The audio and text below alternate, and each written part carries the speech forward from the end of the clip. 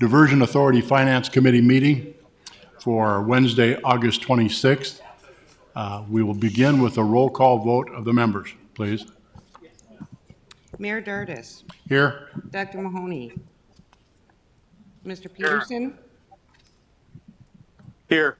Mr. Hendrickson. Here. Mr. Jacobson. Here. Mr. Costin. Here. Ms. Johnson. Commissioner Haney here for Ms. Johnson. Mr. Montplaisir. Here. Mr. Redlinger. Here. Mr. Steen. Here. Mr. Gehrig. Ms. McCall. Here. That is everyone. Thank you, Don. Next order of business is to approve the minutes from the previous meeting, that being July 22nd. Steen moves to approve. I'll second it. Steen moves, Hendrickson seconds. Is there any discussion?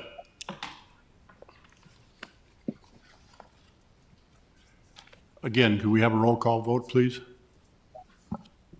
Mayor Dardis. Yes? Dr. Mahoney. Yes.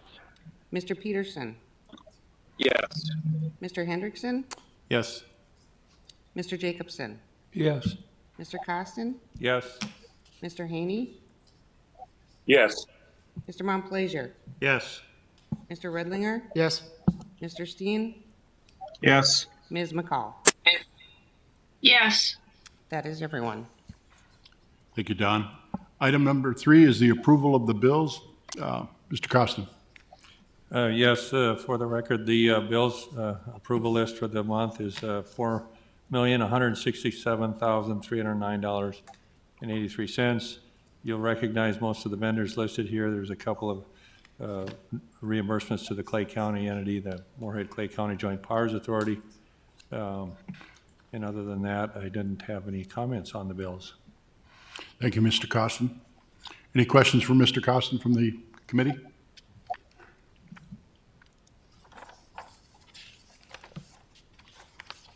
I'd entertain a motion, please.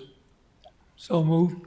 Mr. Jacobson moves. Is there a second, please? Second. Mr. Montplaisir seconds. Been moved and seconded to approve the bills as presented at our August 26th meeting.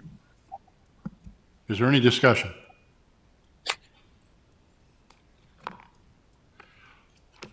We'll proceed to vote. Don, if you would, roll call, please. Mayor Dardis. Yes? Dr. Mahoney. Yes. Mr. Peterson. Yes. Mr. Hendrickson. Yes. Mr. Jacobson. Yes. Mr. Costin. Yes. Mr. Haney. Yes. Mr. Montplaisir. Yes. Mr. Redlinger. Yes. Mr. Steen. Yes. Ms. McCall. Yes. That is everyone. Thank you, Don. Item number 4 is a financial report. That'll be shared with us with Mr. Montplaisir. Or Mr. Costa. Yeah, I'd be happy to go through that. Thank you, Chair. The financial statement for the month, in 2020, we spent $34,870,000 and $683, and a cumulative total for the project of $569,548,203. If you flip to the next page, the statement of net position, we have a net position of $87,835,159 as resources available for the project. You go to the next report, that shows the year-to-date totals as compared to the budget, and we're comfortably under budget in the expense category as opposed to the elapsed, 58% would be through July. So we are doing fine on budget. Other than that, the rest of the reports are there as detailed. That would be the extent of my report. Thank you, Mr. Costin. Are there any questions of Mr. Costin in the financial report?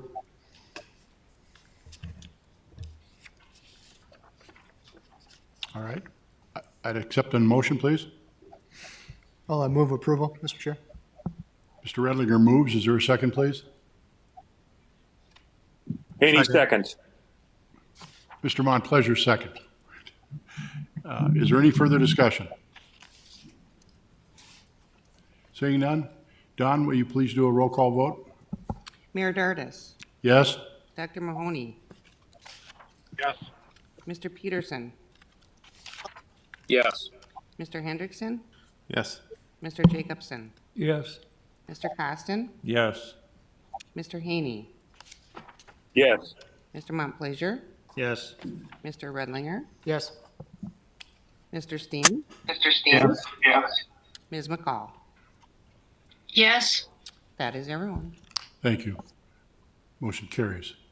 Next order of business is item number 5, the Executive Director Financial Report. Mr. Paulson. Oh, thank you, Mr. Chair. I'm wondering if this is being shared with the folks online? Yep, okay, there we go. Thank you. All right, so as Mr. Costin had mentioned, budget is still looking very good. We're running significantly under budget this year. Cost to date are 43 million compared to the forecast year full annual budget of 138. And we have total program costs to date of 569 million. Just want to show a couple of the areas where we're running under budget and give an explanation. The legal management and procurement is still on track as budgeted. Southern Embankment Infrastructure Project is still on track. A majority of the where we're running under budget would be contained in the in-town flood projects. So you can see we've had $3 million expended to date for a $24 million budget. And then the lands acquisition and mitigation. You can see we've expended about a little over a third of our yearly budget. We do anticipate a number of lands actions between now and the end of the year. So that's going to, in the next few months, you're going to see a lot of activity in our lands program. But I just wanted to kind of show why we're running under budget and take any questions if there were any. Other than that, there isn't any other cause for concern. Everything else is running under budget, but running as anticipated. So I'll take any questions if anyone has any. Thank you, Mr. Paulson. Is there any questions, Mr. Paulson, with regard to the financial report?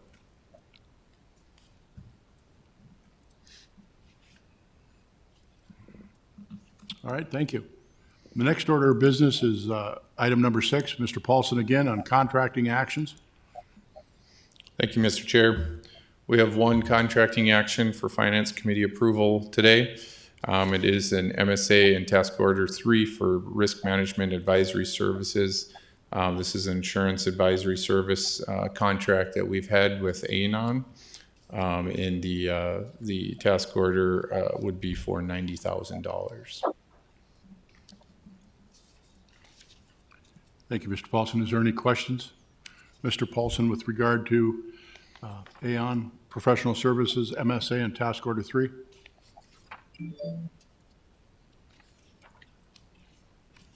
All right. You'd entertain a motion, please.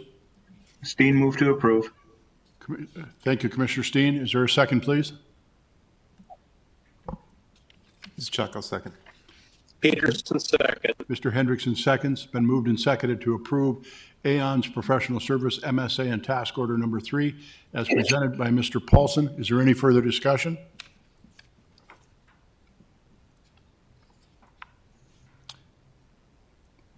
If you would, please, Don, call a roll call. Mayor Dardis. Yes? Dr. Mahoney. Yes. Mr. Peterson.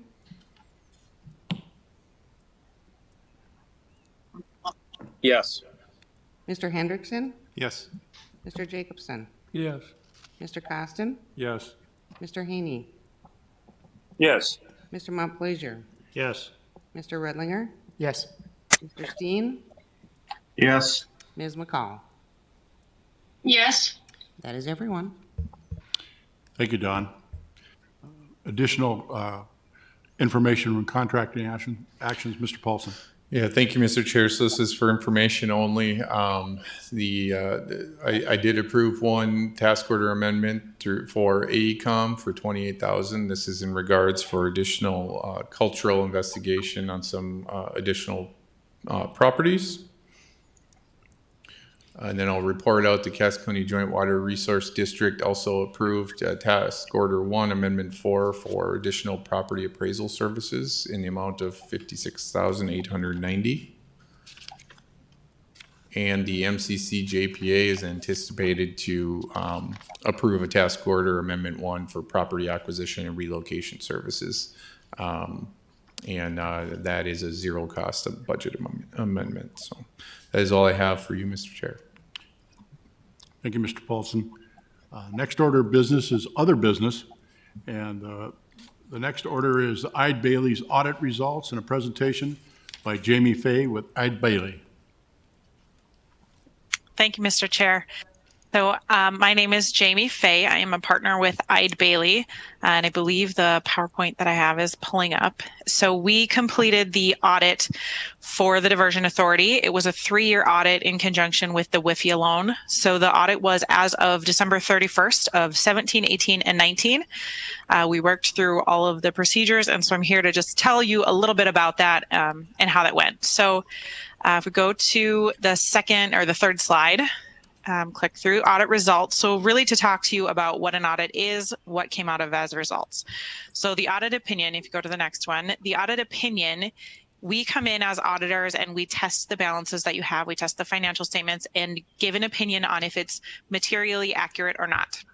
What that means is we set a materiality threshold, we do some testing, we do some scoping, we do some detail testing, and then we give an opinion. You received a clean opinion, which is an unmodified opinion. That's what you want and what you've gotten in the past. That gives you the opinion saying these financial statements are materially accurate. And they are fairly presented. The city staff helped to get those financial statements all prepared. So we got those documents and just ensured that what we were testing agreed with those documents. This is an auditor's professional opinion. So it's based on the work that we do and whether they're prepared in accordance with the standards. And so you received a clean opinion on that. So the next slide is going to talk about audit procedures. So really when you do an audit, what does that look like? So we have a few high-level things we do. We start very first and foremost with a risk assessment. So where are the risks in each audit that we do? Each entity is a little bit different on how they operate. There's different risks in different places. And as far as what that looks like, that's how we kind of build our procedures. From there, we determine, do we test transactions at a granular level? Meaning, do we get invoices? Do we look at those types of approvals? I will say from a level of effort standpoint, the staff helped us to test over 900 expenditure transactions over the 3 years. So that's a pretty significant number. But really where the risks lie in this audit, that's where we felt we needed to spend our time. And I'm happy to note that there were no findings that came out of that. Anything we did have questions on, we were able to work through and get those answers. So for the transactions, that's what that looks like. In addition to that, we do some analytical calculations, meaning we take a look and say, okay, what are the trends that we're seeing either in this entity or in the industry? What do we expect for these balances to be? And then are they actually close to that expectation? If not, what do those differences look like? We did a number of those analytical calculations. In addition to that, we do some work around internal controls and what's called walkthroughs. So that's really to look at what are the controls in place surrounding the disbursement process, surrounding the bank reconciliation process, making sure that there's not one person responsible for all of those steps. If there is issues with that, it's called segregation of duties issues, meaning there's one person doing too many things. For example, if you had one person taking in cash as well as depositing the cash, that would be an issue because nobody else would be involved in that process. Again, happy to note there was no findings there that we had reported. And then from a walkthrough perspective, what we do is we pick a number of areas and we do one transaction. We really step it through at a granular level, even if we're not doing a transaction testing in that area. So that would be really making sure, okay, here's what you say you have for controls. This is what the control is. We can see that it's being done. Here's the approval or whatever that looks like. and really tracing that through. And in doing that, we really placed a high reliance on, hey, here's what the controls look like. We were able to work with the city. And I know that, you know, if there's plans to grow the staff at the Diversion Authority in the future, that's something to keep in mind, because the procedures that the city has put in place is, you know, their procedures and has to do with their staff. So if we're going to migrate some of these processes, just making sure there's still strong internal controls and still really good approval processes. And if you ever have questions on any of that, we're happy to help talk through some of that, as well as I know the city has a really good handle on that from our interactions with them. So that's just something to keep in mind. So from an audit procedure standpoint, that's really what we dug into. We did not test every single transaction. We did not look at every single item in the GL. And I like to point that out because sometimes people think auditors look at every single thing, which we don't.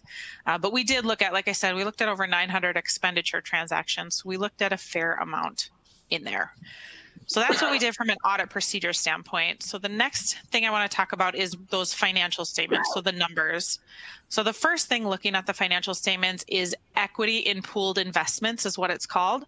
Essentially, that's cash. Since the authority's cash is really in with the city's cash, it's called equity in pooled investments because it's kind of a pooled cash situation where they're all together. If you go to the next slide, it has the numbers. So for 2017, 18, and 19, you can see these were the numbers. So 2019 was about 83.7 million. And this really is just at the end of the year, what the cash is. And this can fluctuate a little bit depending on what do your receivables look like, what do your payables look like. But this is just to give you an idea what it looks like for the 3 years. And the next one is looking at, the next slide is looking at the statement of activities. So really, what were the ins and outs of the Diversion Authority? So we have on here revenues, expenses, and investment income. And then that top dashed line is the net position. So really, revenues and expenses are what did you take in? What did you have going out? Investment income is exactly what it sounds like. It's earnings on those investments. And you can see the net position is growing a little bit. Kind of over the 3 years. And this will ebb and flow again. I know if you've got, you know, big transactions coming up, maybe you build some of that net position and then it drops a little bit if you have some big expenditures, and then maybe it grows again. So there's not a right answer for where that needs to be. This is just giving you an idea of where that comes from. And I wanted to point out too, it's not in the PowerPoint exactly, but when you look at the financial statements, something you'll notice is that there is the financial statements are fairly limited. There is cash, there's intergovernmental receivables. So basically what are dollars you have coming yet to you in cash, interest receivable, some prepaid items, and then a few payables. What you won't see on there, at least not yet, there's no debt because this was for the WIFIA loan application. And then there's also no fixed assets on there. Fixed assets meaning property, plant, or equipment, or construction in progress. And we did a lot of research really to back up the decision of the authority to not have that on there, because essentially all of the construction that's happening ends up not within the authority. So there really isn't property to hold on to in the financial statements. So really putting it on the authority's financial statements really wouldn't be indicative of what that is looking like from a title perspective, where it's going. So you'll see any of the expenditures that you would expect, you know, the purchases, the construction, that all flows through as expenses on the Diversion Authority's books. So I just wanted to point that out in case you take a look at those financials and have any questions on there. And with that, I mean, if you take a look at the financials and ever have any questions, we've got good information in there, but I'm willing and ready to take any questions you have, because that's all I have to walk through with you. Thank you, Ms. Fay. Questions from the committee? Anyone? I didn't have any questions, but I did have a comment. I wanted to thank Ide Bailey for their willingness to step up on this. It was a short ask with regard to reassigning the resources to get the audit completed for the WIFIA project, as well as my own staff that set all priorities aside until this was completed, because this was our top priority. So again, thanks to those people that worked on the audit process. We're very pleased that it produced a very positive and clean result. Thank you, Mr. Costin. Anyone else? Any questions? Ide Bailey? Ms. Fay? On behalf of Just a the, question. please. I'm sorry. Just a question. I know, Joe, we're looking for somebody to do finances. If Mike and Kent are doing such a good job, what will this person do in addition to that? Well, thank you, Mayor, for the question. So we are, I'm working with Mr. Montplaisir and Mr. Costin right now on defining the roles and responsibilities of the diversion finance director position. The city of Fargo as a fiscal agent is going above and beyond right now and doing a number of activities that aren't traditional fiscal agent activities. So a lot of those items will be moved over to the diversion authority and put under the responsibility of the diversion authority finance director. And I think Mr. Montplaisir and Mr. Costin could probably explain a plethora of activities that this new individual is going to be undertaking. It really is going to be a pretty big job. So, Additional questions? This is an information item only. The Diversion Authority Board will act on this tomorrow. I too, on behalf of the Diversion Finance Committee, Mr. Costin, to you and your staff, to all that you did with assisting in this audit, thank you for that. Thank you. Anything else for Ms. Fay? Thank you, and thank you to Ide Bailey. Thank you. Next order of business is a WIFIA update. Mr. Shockley. Thank you, Mr. Chair. Today, I just wanted to provide a brief update to the Finance Committee regarding the second rating that we'll need for the WIFIA loan. We are intending to close on the WIFIA loan within the next couple of months. That specific date has not quite been set yet. That's dependent upon US EPA WIFIA. We're currently in what's referred to as the due diligence process. We've completed the financial due diligence, the legal due diligence, and now we are working on the technical due diligence associated with the loan. As part of the EPA rules, we're required to obtain a second rating from a nationally recognized rating agency. So our first ratings was from Moody's. That was an indicative rating that will transfer into a permanent rating. The fee for that was about $175,000. That is based upon the size of the loan, which is $561 million.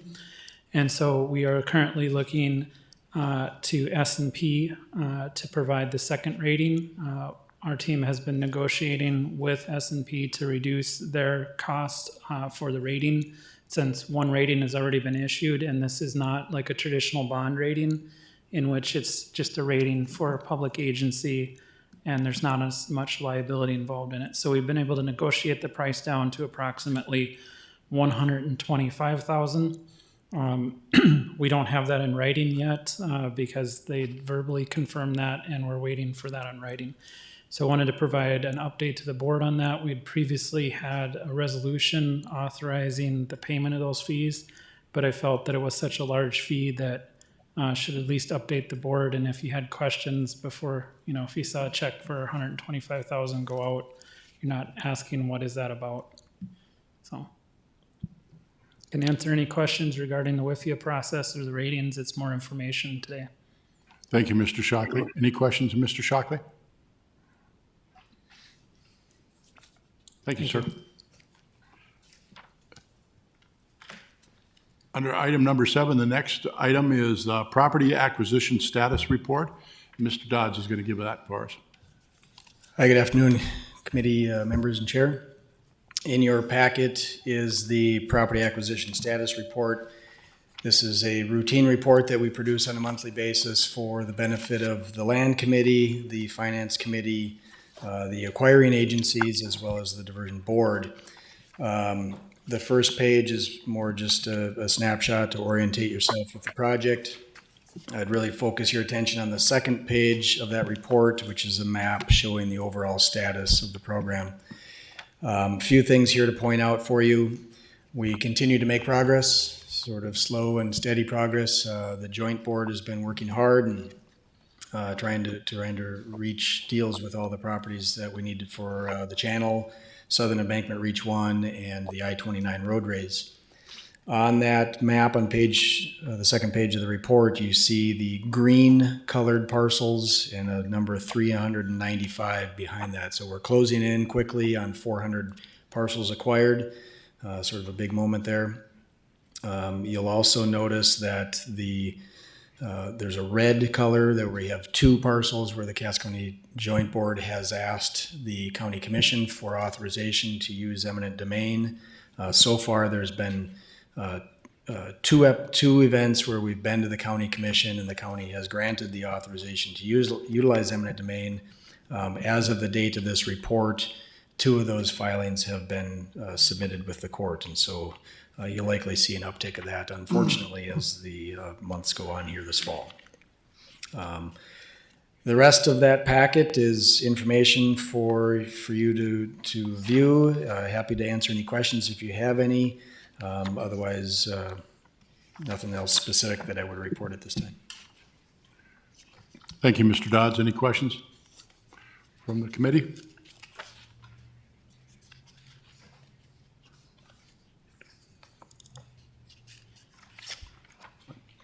We'll move on to the land acquisition directive for the wetlands project. Again, Yeah. Mr. Dodds? Yes, thank you. In your packet is a land acquisition directive. I would also let you know that we did hand out an update to that to those who are in attendance here, and I do have the other version, the updated version on the screen. Earlier yesterday, we did receive the final real estate drawings from the Corps for this Drain 27 wetland project. And there were a few things that had changed in the last, sort of final hours of developing those real estate drawings. And so we wanted to update this land acquisition directive to reflect those latest changes. This land acquisition directive is for parcels that are impacted by the wetland project. There's a map in your packet, the 3rd page of this land acquisition directives, that shows you the parcels in the area that's impacted. And the addition that we've added since the original one went out is this parcel labeled as number 25. That's a residential and commercial property in the staging area. Ultimately, it will need to be acquired. There's just a portion of that parcel that will be impacted by the wetland project, but I guess it's our recommendation that we proceed with doing the full buyout of that parcel sooner rather than later, or at least get authorized to do so. Otherwise, if we buy it in parts, it may end up being more cumbersome than necessary. And so the total amount of the updated land acquisition directive is $8,657,000. The other change that was made is that we have included some dollars for the temporary construction easements that will be needed for the wetland project as well. And so the process for this is that we bring these directives through the Finance Committee, and if they're approved by the Finance Committee, then it's handed off to the Joint Board so that they know and have authorization to go ahead and spend these dollars to buy these parcels. So I would ask for your approval of this directive. Thank you, Mr. Dodds. Any questions for him? This is an actionable item.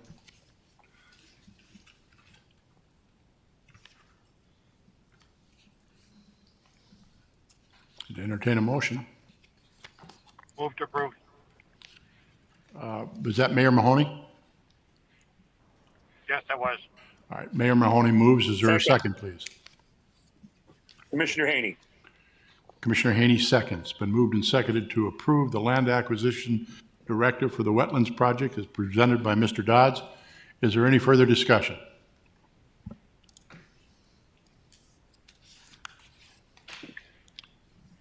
All right. Don, could you please do a roll call vote? Mayor Dardis, Yes? Dr. Mahoney, Yes. Mr. Peterson, Yes. Mr. Hendrickson, Yes. Mr. Jacobson, Yes.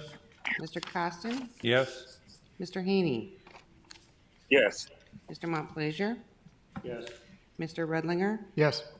Mr. Steen, Yes. Ms. McCall. Yes. That is everyone. Thank you, Don. Next order is the Rural Impact Mitigation Program Forgivable Loan Term Sheet. Mr. Dodds again.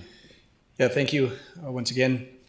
So in our mitigation plan, we have a situation where we have rural businesses and rural farmsteads that we will need to acquire and displace because of the project. And a couple months ago, we brought forward to the Land Committee, the Finance Committee, and the Diversion Board a program associated with providing those displaced property owners with a forgivable loan to help them cover the costs associated with building a new facility. And this would be applicable when they're displaced by the project and when there isn't an existing farmstead available for them to relocate into. And so we're finding ourselves in a situation where we might need to help them find a replacement property. And so over the last few months here, after the board and committees have approved that, we've been working, Mr. Shockley and myself and a few members of his team have been working to put the details together on the term sheets, a mortgage note, as well as a promissory note that the borrowers would have from the Diversion Authority.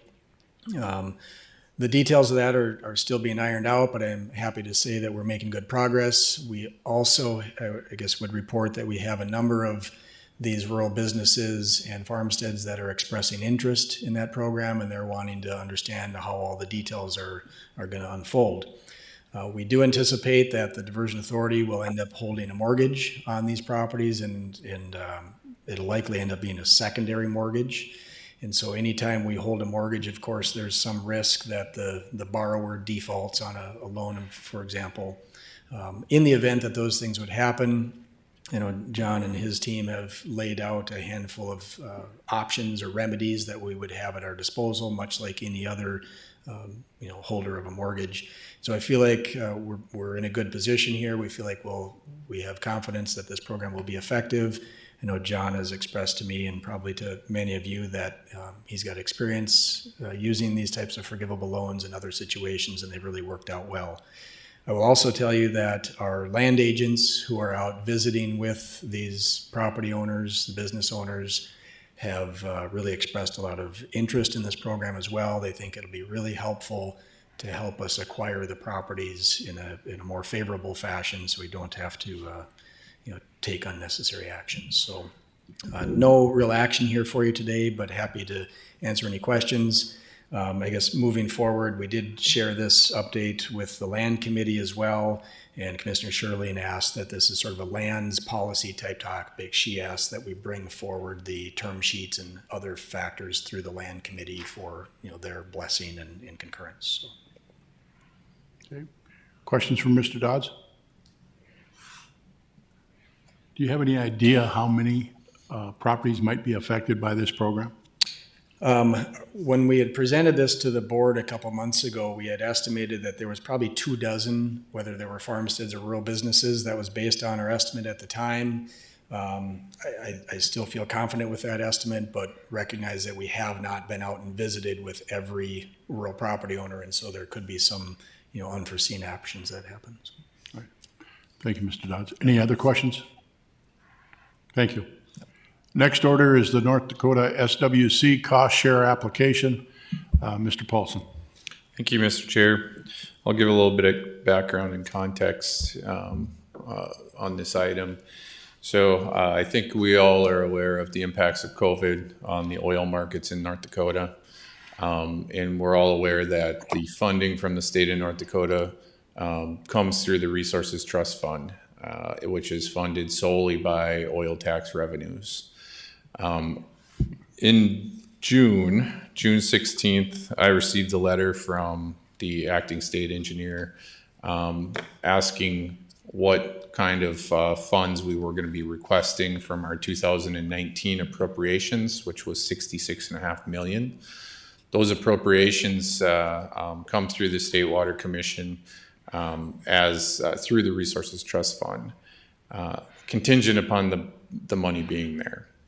It was indicated to us that there may not be enough revenue coming into the Resources Trust Fund to complete the $66.5 million obligation if we were to make that request and draw on those funds. And so the request from the state engineer was what sort of request would we have, and could we defer any of our requests from those 2019 dollars? So we went back and we looked at our carryover funds. We looked at what we were anticipating to expend in the 2019 to 2021 biennium. And we identified approximately $22.5 million that could be deferred and requested through appropriations at a later date. And so the cost share application that I have in the finance packet reflects that deferment of the $22.5 million. I would also note that this does consolidate our 2017 funds and our 2019 funds into one cost share agreement, which does allow us to submit for reimbursement for a number of items that we've been holding on to, and will give us the opportunity to draw down some of our carryover funds and free up some available cash.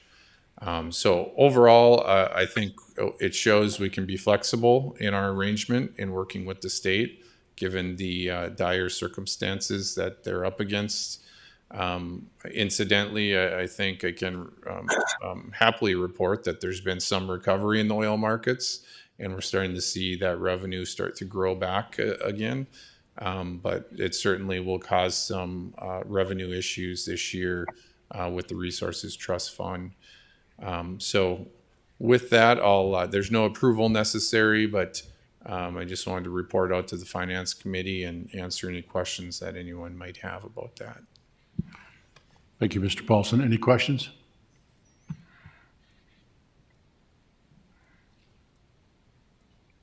All right, thank you. Our next meeting will be September 23rd. Same place, same time. Is there anything any of the Finance Committee members would like to address the group on? Mr. Costa. I just had one issue with regard to the discussion we had when we initially talked about procuring audit services.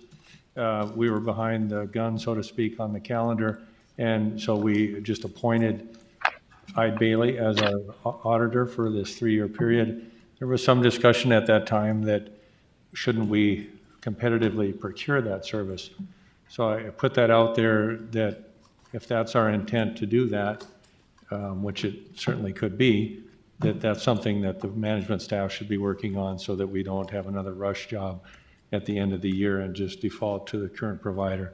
So I just bring that up as a historical item that probably needs to be thought through.